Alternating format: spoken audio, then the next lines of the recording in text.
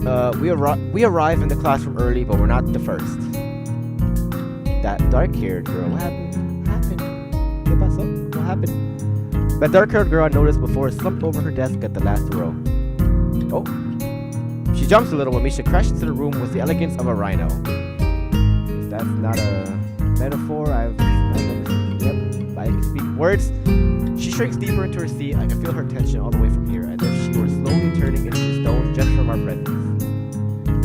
Misha and Shizena either don't notice or don't mind it, as they walk directly past her to their seats and begin to converse. So come back, I want to talk to you. I'm left wondering about her, even when the classroom slowly fills with other students and finally the teacher. Getting into the rhythm of school feels strange. It's as if my brain remembers how this is done, but my body doesn't. Towards the end of the class, I start yawning and counting the minutes left. I shouldn't be this tired on my first day of school.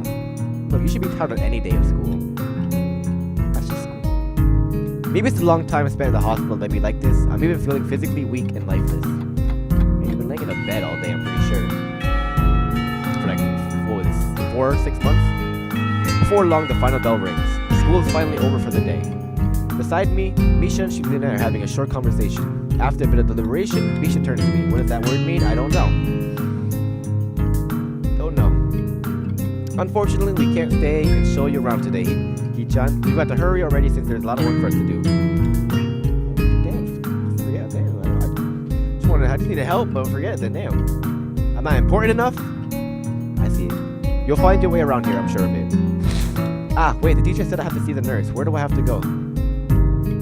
Is that so? We can at least show you that much. Come on, the nurses have their own building, so we have to go outside. So you couldn't show me to the library? We can go all the way outside, but you can't show me where the library's at. We join the flow of students making their way down the stairwell and outside, with the girls pointing out other senior classrooms in the same hallway as ours. I can't tell. Are we in high school or... Yeah, I would assume this is high school. Yeah, it's high school. Definitely. When we get outside, the girls make their way to the smaller building right next to the school. It's built in the same style, so it looks like it's actually a part of the main building. ... This is the auxiliary building here. There's a lot of official important stuff inside, like the Yamaku Foundation office and all the nurse's offices. Yes. They even have a swimming pool. Ooh, how is that official? Yeah, ... Don't look at me like that, woman. Don't be silly, Hichan. It's for physical therapy, of course. Of course. Anyway, all the nursing staff facilities are in there too. The head nurse's office is on the first floor. You'll be fine from here, right? We'll be going then. See you tomorrow. Okay, thanks. Bye-bye. Bye. A whole building for stuff that has nothing to do, and there goes the music again. For stuff that has nothing to do with the actual education. I guess it's necessary for a place like this. I walk in, hoping that this will really be only a quick visit to it, like the teacher said. On a white door on the left is a green cross with the text, Head Nurse, and a nameplate. A voice from inside responds to my knock almost immediately, but I can't quite make it out. It sounded a bit like an invitation to the open... Wait, it sounded like... I can talk when I feel like it, but I can talk. It sounded a bit like an invitation to open the door, so I invite myself to... Further in, yes. The room is not large and it smells strange. A friendly-looking man turns around on his office chair to face me as I enter.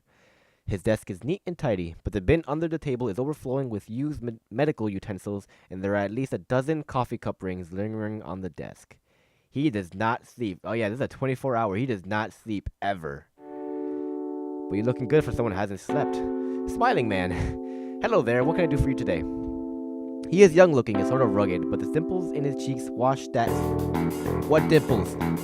Impression away when he smiles. Are you the nurse? Why does the nurse have this, like, pumped-up music like about to fight a final boss?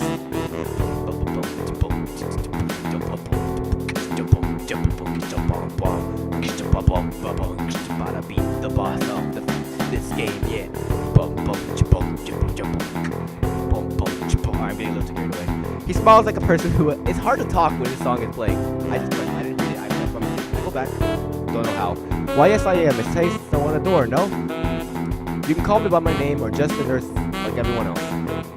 Of course, I shake off my confusion, realizing I probably should grab his extended hand. His handshake is rather firm and friendly. Unlike the teacher. Right. I'm a new student and my homeroom teacher told me to come and meet you. My name is Hisao Nakai. His eyes light up with revelation and he snaps his fingers. Hiya. Oh, you're that Nakai. What Nakai are I was just reading your file in the morning. Some kind of chronic arrhythmia and related congenital heart muscle deficiency. Right? I don't know. All I heard was arrhythmia. He gestures me to sit down in a vacant armchair in front of his desk. Yes? That should be a question mark. I don't know what the hell. Oh, hi. He opened his eyes. Oh, his eyes always open. I should pay attention to people. No, they weren't open. They weren't open. He's got blue eyes, purple hair. Looking like a boss. Good. Well, you've probably been briefed about the school enough, so I'll just go over quickly. We have all kinds of facilities available, mostly physical therapy and such. There's always someone from my staff around, even at night, so never hesitate to call us if there's a problem. The famous 24-hour nursing staff who never sleep, never take a break, and are always there to help you. That's their tagline. Wow, this is like a hospital. Well, not exactly. For instance, we don't do brain surgery here. I would be impressed if you did. His joke feels out of place that I'm left thinking why he even said it. Yeah, it's just that it's pretty weird to have so many medical people at school. You'll get used to it. I'm not so sure of that myself, but I don't let the nurse know it. Now, let me find your file again. You were just reading it. While he searches for something around from his computer and shuffles stacks of paper around, I let my gaze wander around the room. It's the epitome of generic, I'd like to say. Beige walls and ceiling, dark gray laminate flooring, all the equipment you'd expect from a school nurse's office. Even the ridiculous educational posters are hanging on all four walls, reminding me to eat properly 3 times a day and from all the food groups. Yes. Smiling, the nurse draws a thick file from a stack of similarly thick files and opens it. So you already have medication for the arrhythmia. Just remember to take your pills every morning and evenings or it won't need much help. Every morning and evening, I gotta take, how many pills was it? Like 20? Apart from that, do you do any sports? Rash stuff like, I don't know, boxing? He grins to his own joke, but I don't. Well, I play soccer occasionally with some classmates. Alright, I'm afraid I'm gonna have to recommend you for refrain from doing that, at least for the time being. Oh. I just couldn't think I just got my heart broken, like, oh. My lack of reaction makes him raise an eyebrow, but really I'm not too bothered by it, permitting me to keep going around. Oh, never mind. Never mind, I don't give a damn. I guess I never did out of burning passion for sport, just had something to do. Any kind of concussion might be dangerous to your heart. Risking another attack is not a good idea. Was the previous one caused by sudden concussion in the chest area? There is no mention of the cause in your papers. Not exactly. Something did happen to my heart, but we're not going to talk about it right now. I sidestepped the question acceptably, and he glances at me over his papers, with a more serious expression on his face. Oh my god, he is serious! Still, you need to keep your body healthy, so some exercise will do you good. We have physical therapy and such available, as I said, but I don't think you really need such heavy measures. Just get some light exercise regularly. Brisk walks or even light jogging, jumping rope, that sort of thing. Swimming? Maybe. There's a pool here. So I was told. You were? Very good. At any rate, I'm sure you've been told it before, you just need to take care not to overexert yourself. He wags his fingers and says the point. No need really, I've heard it 1,000 times already. Absolutely no unnecessary risk. Take care of yourself. Okay. He goes over my paper one more time and sets them on the desk, obviously content.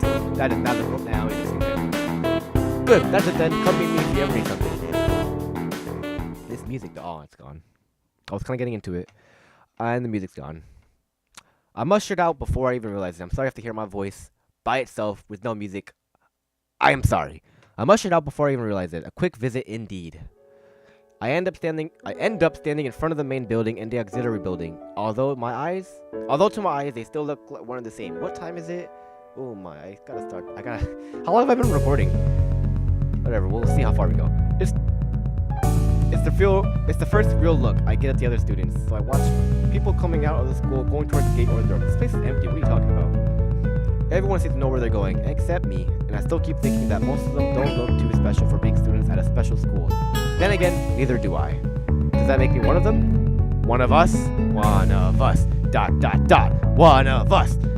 I should go somewhere too to prevent me from getting lost. It's around dinner time, but I feel tired instead of hungry. The wariness in me only grows as I trudge towards the dorms, set a little way apart from the main building complex. There is a garden of sorts between the school and the dorms, shrubbery, flowers, and that overbearing smell of fresh cut grass that fills the atmosphere. This place looks amazing. I want to be here. It dawns on my tired mind that the smell feels novel because I haven't been outside at all for so long. Graffiti art, or I'm gonna hope that's actually part of the school. The dorm building is big and made of red brick like the others. It feels way too pompous for what it is, so I push forward, going inside. Now it definitely looks like we're in a hospital. Oh man, it takes more time than necessary to fish out the key I was given from my pocket. Room 119. I can't see the numbers.